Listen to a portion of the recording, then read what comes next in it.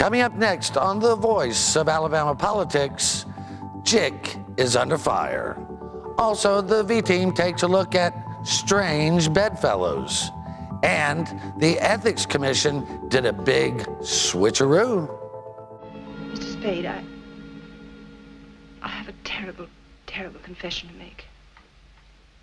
That story I told you yesterday was just a story. Oh, that. Well, we didn't exactly believe your story, Miss... what is your name, Wonderly or LeBlanc? It's really O'Shaughnessy, Bridget O'Shaughnessy. We didn't exactly believe your story, Miss O'Shaughnessy. We believed you $200. You mean that... I mean, you paid us more than if you'd been telling us the truth and enough more to make it all right. Yeah, $200, you can buy the whole lot of them. All this and much, much more coming up next on The V. The Voice of Alabama Politics, with your host, Bill Brett. Now, the #1 political show in Alabama, The V.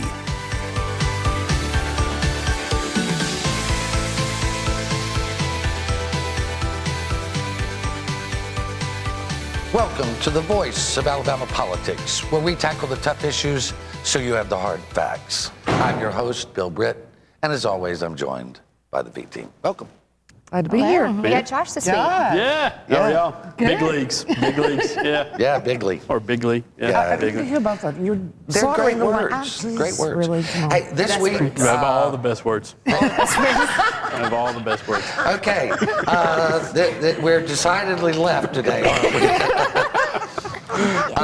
we? This week, the state Supreme Court issued an order telling the JIC, the Judicial Inquiry Commission, to answer why they have not responded to the Alabama Political Reporter's request to unseal the documents in the Roy Moore case. Susan, what do you think? Well, the Supreme Court's asking for a reason. I'm more than sure they're probably going to, the JIC is going to create a reason. But the thing here, the basis of what I understand is the way it works, is Roy Moore is the only one that could be a victim if anything was unsealed. And since he's enjoined our case to sue to get the documents unsealed, where's the victim? He's asked for it to be unsealed, Josh, and you know, it's not about Roy Moore anymore. It's about transparency, isn't it? Yeah, it is, and I think a lot of newspapers would ordinarily join into something like this, and they would jump on board and they would get behind a lawsuit like this, and they haven't. And I think one of the reasons that they haven't is because of who is at issue here in Roy Moore. But it's bigger than that. You know, if you're going to allow it to happen to someone you don't like, then you better be prepared for it to happen to someone you do like. And so that's what's at stake here is you can't have these things going on behind closed doors. And if it's not fair for Roy Moore, it's not fair for anybody else. And so you got to play things fairly, and I think that's the biggest problem here.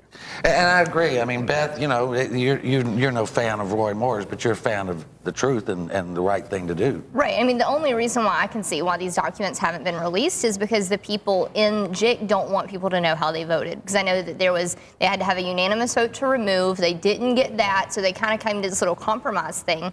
And so I'm sure some people in there don't want to know that that's how they voted. But if you're going to have this position of authority, you should be willing to stand behind your decisions and have some integrity about it. Well, I feel like the JIC, kind of like I do about the Ethics Commission, we could do away with all of them and we still, have a system that probably works better than it does now. But they're there. They've been there. They're entrenched. But Senator Dick Brubaker and Senator Hightower are coming after them. I don't know where it goes, Josh. Do you have any idea? I don't. I mean, I think you're right. I don't know that the Ethics Commission or the JIC does necessarily that much good. They have had some cases within the JIC when things get to be egregious. There was one in Montgomery County just recently with a judge. But, I think that there's so much politics there and there's so much behind the scenes that goes on that they just can't function properly anymore. Yeah. And when we see that so often, Susan. Well, and like when you tried to find out just who was on this committee, they can't even tell you who's on the committee. So how do you have transparency if you can't even know who's casting the votes? No. I mean, it was like call the Secretary of State. Why? We can't tell you. You can't tell me or you won't tell me. We can't tell you. You mean you won't tell me? I mean, Right. we're talking about needing transparency in our judicial system. We pay for all of this, and as taxpayers, if it's supposed to be unsealed, it needs to be unsealed. Let us see what happened Right. if you have nothing to Right. hide. Well, and you know, it's talking about somebody who was fully transparent this week. Luther Strange, the Attorney General, he announced that his intention is to run for U.S. Senate. I was totally shocked by that, as I know the whole world was. Right. Not really. But the interesting thing was that they sent out a statewide press release, and it was from Michael Joffrion. Have we Name ever heard that rings a name bell. before? Huh? That was mentioned in the Hubbard trial a few times, wasn't yeah, it? wasn't he? Oh, the majority strategies guy. He ran all that money around. He Yeah. okayed the money for majority strategies, Yeah. I guess. I guess if you're running for Senate, you need to know how to get the money, but Those are a come lot of on. checks By to whatever authorize. means. Yeah. Well, I mean, look, this guy is tied to storming the State House. Whichever. He worked on that. Then he was the political director when Hubbard was passing all that money through Algot. And then all of a sudden, you know, and Luther's prosecuting that case, kinda, but now he's on the payroll of his Senate camp. Josh, how does this work? It's this, you know, in football a lot of times you get the recycled coaches, you know, because they know the system, they know how the system works. Everybody's comfortable with them. You hear that a lot. You're comfortable with them. Kind of the same thing here. You're comfortable with that guy. He knows where the money is. He knows who to go to. He knows where the bodies are buried. You go to him, you get the money. You're guaranteed to get the money that you need to run a successful campaign, and that's all it's about. And he probably got a pretty sweet immunity deal out of the whole thing, too. So. Maybe, I don't know. He didn't testify, but you know, But these were charges, though, correct me if I'm wrong, these were charges that Hubbard was found guilty on, right? That the funneling the money? I think those were some of the guilty ones. There was They so may have. we were just so happy when that first guilty one came down. I forgot everything else. This is kind of a A blur. lot of charges to 12 keep of them. track of. Yeah, there were 12 of them. There were 12. I want to get to this real quick. We got about a minute and a half left. Governor Robert Bentley has said, he said during his campaign, the first run, that he would not take a salary if elected. He has repeatedly said, I am not taking a salary. And of course, we've gotten what we paid for, Josh. But it turns out that you and I kind of tracked this down, and the salary's been going somewhere. Yeah, it's not like we've saved any money. Right. You know, I think that was the idea that a lot of people had when he didn't take a salary was, well, we're going to make $120,000 back into the general fund, or maybe the taxpayers would get a penny break or whatever. But no, the money's still gone there. It's still gone to the governor's expense fund, and they've used it for miscellaneous office expenses. Which New can't be tracked sofas through open and- checkbook. They cannot. No, you can't track it. And we asked Yasmin, the communications director, and she sent us like the standard. You know, there's $1,400,000 in there or whatever. Find it if you can. There's no counting. There's no counting. There's not. And I've gone in and played an open checkbook to see if certain people have gotten new contracts with the governor's office or anything. And I mean, you can see like there's BP oil money and there's miscellaneous expenses and there's some, you can see staff and how much his staff gets paid. But other than that, you don't know how much he's spending Right, on what. and when you go to Open Checkbook and you look at the governor's office, in specific the miscellaneous account, there's only 3 transactions for the fiscal year 2016, and those were all for BP oil spill governor's office. It's just one of those things. Yes, is it accurate? He's not taking a salary. It is inaccurate that the way he's portrayed it, because he's actually taking the money, putting it in his office, and not paying taxes. But we're going to leave it right there. You're watching The V, the voice of Alabama politics. If we all got paid like Bentley, we'd have more money in the kitty. Happy holiday. Happy holiday. Happy holiday. Happy holiday. While the merry bells keep ringing, happy holiday to you. Happy holiday. Happy holiday.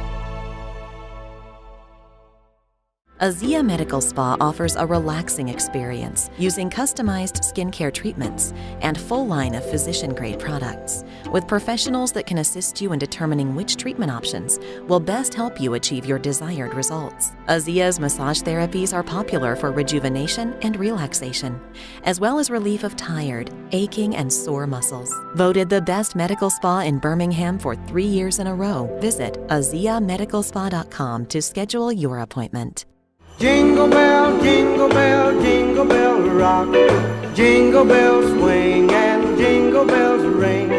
Welcome back to The V, the voice of Alabama politics.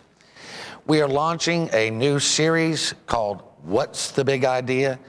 And the thing is, we want to talk to not lawmakers, but CEOs, people that are coming up with new ideas to try to find solutions to make Alabama even better.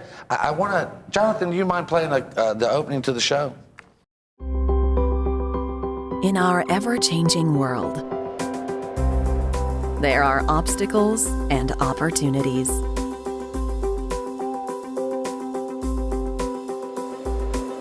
The future belongs to those who know.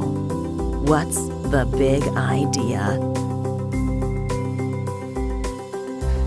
You know, Susan, I think the idea there is to look at innovators and solutions to problems that we have that we haven't even thought about yet. Yeah, there are a lot of ideas out there. There are a lot of stuff going on with the universities, with energy ideas that people are just not aware of. And I think that's important as we move forward with the future of Alabama. We're very excited about this. And it's an idea you had a long time ago, and we're just now being able to do it. Well, the idea is it's going to be about 15 minutes. It's on the web. Part of it will be here. And we're interviewing some interesting people on energy. We're doing a piece on wildlife and conservation. I hear they've got an app now for to keep track of your kills and stuff. So it's going to be really interesting. But it's fun. It's called What's the Big Idea? It'll be coming soon.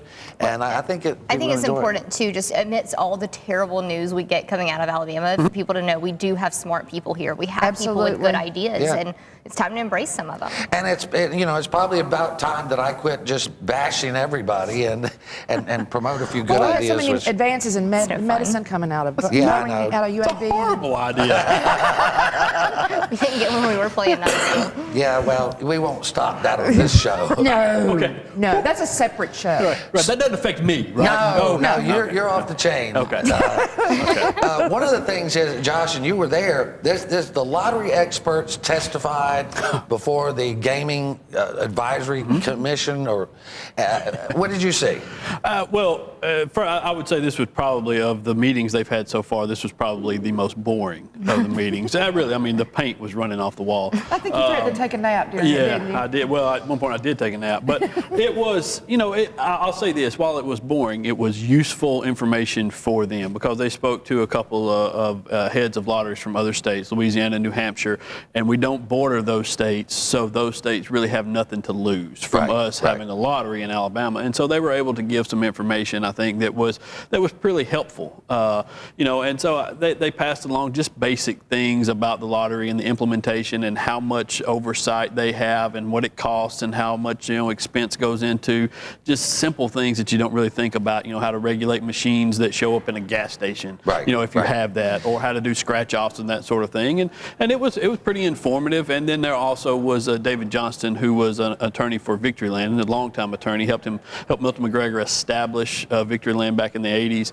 And so it was a very informative session. Now, I say David's stuff was a lot better than the other, just because that's local and I have a little more interest in that. One of the things I thought that you reported on that was of particular interest to me is that, I think it was the lady from Louisiana said, do not narrowly define what the lottery is. Is that, I mean, you and I've talked about that. We've all talked about that before. Yeah, like the Connie Rowe poison pill thing, about you can't do the electronic scratch-offs versus the paper scratch-offs, and all these regulations. That's what bogs it down in a lot of ways. And if you don't have, it's sort of like we always point out to the cell phone. You can't make a law that says a cell phone is black, it's Bakelite, and you dial. I mean, Yeah, that's the reason why a lot of the text laws don't work, you know, because you see somebody punching on a phone and you think, well, they're texting, and then you pull them over and they were pulling up maps or whatever. Yeah. And so there are a bunch of different aspects to this, and she was right. You know, you advance a certain way, especially online. You know, let's say everything starts to move online for these games. Well, then you've now excluded yourself from that, and so all of a sudden you have gambling, and you have all the things that go along with gambling and stuff, but you are now no longer able to make the profits that you should that pay for the things that you've implemented the lottery to do. Right. Legislation has to have a look to the future, and anything we do, everything's moving so fast now. Does it though? It should. Let's say it should. I mean, we have lawmakers that don't even recognize the first ripple, much less the second or the third. We have legislators that can't check their email. Well, there is that too. I mean, one of the things that I want to return to here is that it's just Bentley is coming. We believe with a special session for prisons. We're going to take an $800 million bond issue. We can't afford what we've got. We're going to build more. And of course, then we don't want to have a lottery so we can have more tax money coming in. I mean, it doesn't make any sense, Beth. Well, and have we, you know, we raided the trust fund and the rainy day funds. We've done all of that. Have we ever paid any of that money back? Because that bond issue, like that's debt, right? Like that's the state now owes more money. Right. And I mean, I don't know. I'm no mathematician. I'm no finance person, but I know that you shouldn't go that far into debt if you're not going to raise some revenue. And a point I keep trying to make in this is, this is not going to solve the overcrowding problem. Right. Okay, it will increase capacity by 3,000 beds. That's it. That's not going to solve all the problems. Now, the American with Disabilities Act, 200% capacity right now. The American with Disability Act. Violations that we've got right now, all of those things, the older, I get that, that's fine, but understand this needs to be more comprehensive. It needs to be a better plan. I mean, these prisons, and we've toured them, they make Soviet gulags look like a Hilton. They do. But the thing is, and they are unconstitutional, I believe, but the problem is that building the new prisons is a part of the solution. The big part of the solution is sentencing reform, and just getting this entire system under control and honest. Yeah, the mandatory sentences is one of the biggest problems that they have here. And then also, you could solve a lot of this by simply legalizing marijuana. Yeah. And you could also inject millions and billions of dollars into your state. So, you know, those are the pathways to this. Building prisons lines pockets of rich people. Well, especially when there's not even a plan here. We got about 30 seconds. You brought up something I want to make a point of. You know, the Baptist Convention, which I'm all in favor of. You know, my family was Baptist. They passed a resolution against the lottery. And the lottery, they condemned it in a resolution. They also spoke out against legalizing marijuana, but they didn't pass any resolution. So I guess lottery is scarier than pot. Well, we already have gaming, and we've got pot, but one seems to be okay and not so egregious. I don't know. And we're going to have to leave it right there. Can you use Claire's word? Good job. Yeah, so did he. Y'all both over $1. At least we didn't try to say it over a cell phone text. All right, you're watching The voice of Alabama politics. We'll be right back with more news and analysis.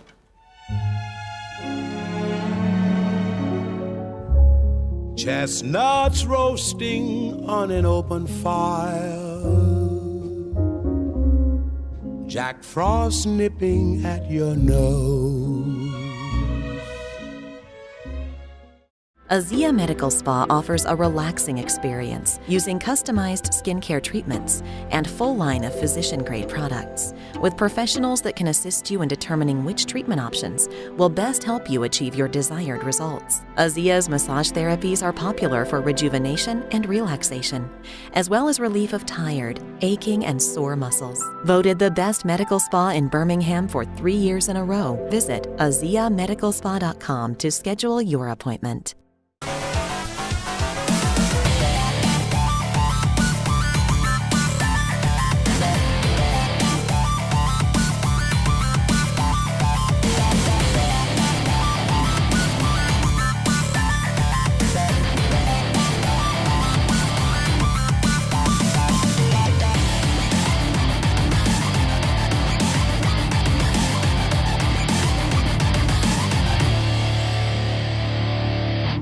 Jingle bell, jingle bell, jingle bell rock. Jingle bells swing and jingle bells ring. Welcome back to the V, the voice of Alabama politics. I want to go back to this issue real quick, and I have nothing but high regard for the Baptist convention. That's not an issue here, but we need to be intellectually consistent here and honest. And I think they say, well, they're against gambling in Alabama. Josh, we've got gambling in Alabama, don't we? Oh, we do, on a large scale, and I also love the Baptists. But it's the gambling that we have here is in Atmore, it's in Wetumpka, it's in Montgomery. It's on a large scale to the tune of, the last time anyone was able to get any numbers out of there, $480 million in profits from the Porch Creek Indian casinos here that are legal, very much legal. You know, no matter what the state says about it, federal government says they're legal, and it's here. And so what we're not receiving from that are the legal taxes that you could from that. And one of the things, Beth, you know, we talked about this maybe the last week. The problem is now the Porch Creek has all this money. They're going to own the state legislature. Robbie McGee has made that very clear. Yeah, exactly. And that's the thing, is now they have an interest in keeping gambling confined to these small areas, and they're going to spend as much money as they have to do it. And, you know, when it comes to the Baptist Convention, you know, I think in a lot of ways, when you look at it, we've got alcohol in Alabama too, but they're still fighting tooth and nail to keep the areas that are dry to stay that way. So I think in a lot of ways, it's about just protecting the ground that's left on some of these issues. Well, I mean, if you can't figure out how to drive across the county line to get your booze on Saturday or Sunday or any day of the week, try turning 21 you probably in shouldn't be County. Drinking anyway. You know? True.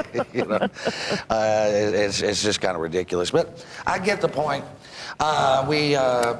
Josh, Susan, and I attended the Ethics Commission. I use that word commission. I believe Circus? that ethics loosely. Yeah. There was a big bait and switch where they came in saying, oh, we're worried about the charities because people are not giving to the charities. And it was like, how did this happen? But it was really a bait and switch, Susan, wasn't it? Yeah, it was, it was pretty much a circus. It was, a failed attempt at what looked like a coup, actually. But it was quite a stretch to actually see where they could go with the charities not getting the money. You had to really pull that opinion out a long ways to get there. And this was about an opinion they had issued back in, September, Josh? And it was said that they wanted to know who was a principal, who could give to charities, that type of thing. Yeah, I'm with Susan. I studied this at length and read everything that I could read all of the opinions about this, and I cannot for the life of me understand how this affected the charities the way that they did, other than someone just simply said so. And then all of the charities fell in line behind this, and I think unwittingly. A lot of them were unwitting. I know some folks that run some charities around here, and they were absolutely convinced that this was the law. I'll make it clear, the charities were. And the donors. Yeah, and I want to make clear, they were not like pulling something here. No, the charities were, some of these are our dear friends, and they were scared that this was going to happen. And I think it was because of the legal advice they had received, and I think some of that was orchestrated in order to create this kind of faux crisis around this thing here, because what they actually saw was the money drying up that went to lobbying, that went to buying influence in the legislature, and, God forbid that stops. We can't have that. I mean, Beth, look at the players. Right. Well, and I think a big part of this comes from, the ethics laws are ambiguous at best. Thank you. But, there's a huge difference between a 501c3 and a 501c4 in terms of the functions of those two organizations. And,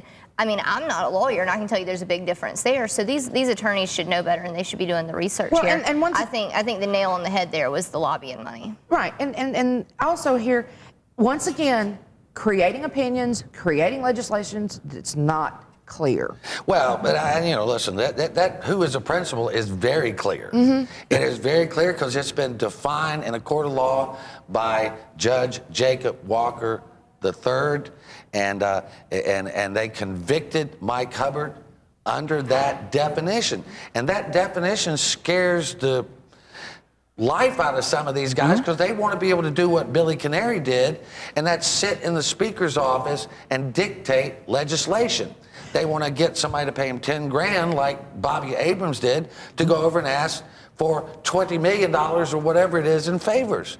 And that's what this is about. It's not about the charities. The charities were no more than anything but a stalking horse, and those people were used.